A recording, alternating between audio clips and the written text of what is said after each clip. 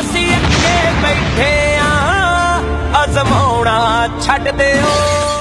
ਗੁਰੂ ਰੂਪ ਖਾਲਸਾ ਜੀ ਪਿਛਲੇ ਦਿਨੀ ਦਿੱਲੀ ਦੇ ਵਿੱਚ ਬੀਬੀ ਗੁਰਮੇਹਰ ਕੌਰ ਜਿਸ ਤਰ੍ਹਾਂ ਦੇ ਨਾਲ ਮੰਦੀ ਸ਼ਬਦਾਵਲੀ ਵਰਤੀ ਆ, ਇਹਨਾਂ ਫਿਰਕਾ ਪ੍ਰਸਤ ਬ੍ਰਾਹਮਣਵਾਦੀ ਮਨੂਵਾਦੀ ਸੋਚ ਦੇ ਲੋਕਾਂ ਨੇ ਇਹ ਮਸਲਾ ਇੱਕ ਸਿੱਖ ਲੜਕੀ ਦਾ ਵਾ, ਇਹ ਸਾਡੀ ਧੀ ਭੈਣ ਦਾ ਮਸਲਾ ਹੈ। ਜਿਹੜੀਆਂ ਫਿਰਕਾ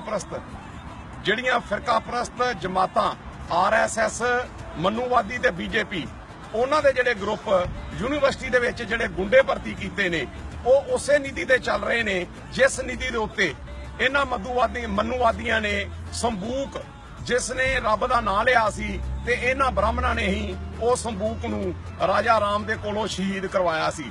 ਇਹ ਕਿਸੇ ਨੂੰ ਵਿਦਿਆ ਜਾਂ ਉਹ ਗਿਆਨ ਪੈਦਾ ਨਹੀਂ ਹੋਣ ਦੇਣਾ ਚਾਹੁੰਦੇ ਜਿਸ ਦੇ ਨਾਲ ਪੜ੍ਹ ਲਿਖ ਕੇ ਇਹ ਜਿਹੜੇ ਬੇਗਮਪੁਰਾ ਦੇ ਵਾਸੀ ਲੋਕ ਨੇ, ਜਿਹੜੇ ਭਾਰਤ 'ਚ 6743 ਜਾਤਾਂ ਦੇ ਰਹਿਣ ਵਾਲੇ ਲੋਕ ਨੇ, ਇਹ ਚਾਹੁੰਦੇ ਨੇ ਵੀ ਇਹ ਪੜ੍ਹ ਲਿਖ ਕੇ ਇਹ ਬ੍ਰਾਹਮਣਵਾਦੀਆਂ ਦੇ ਕੋਲੋਂ ਆਜ਼ਾਦੀ ਪ੍ਰਾਪਤ ਨਾ ਕਰ ਸਕਣ। ਮਨ ਸਾਡੇ ਸਬਰਾਂ ਦਾ ਬਸ ਟੁੱਟਣ ਵਾਲਾ ਏ, ਝੰਡਾ ਫੇਰ ਬਗਾਵਤ ਦਾ ਓਏ ਉੱਠਣ ਵਾਲਾ ਏ।